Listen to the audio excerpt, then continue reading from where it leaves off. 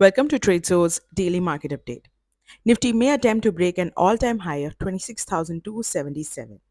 So let's deep dive to understand the market scenarios.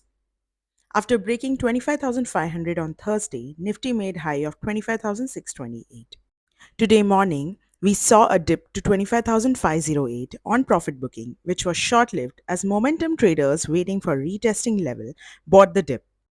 Nifty now trades 25,700, which may lead to further short covering from traders who took short near previous swing high of 25,669 and were expecting breakout to fail.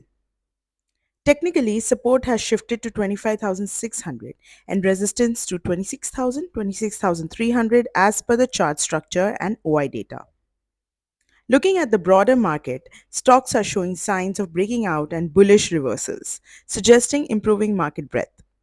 A breach below 25,500 may put current bullish setup at risk.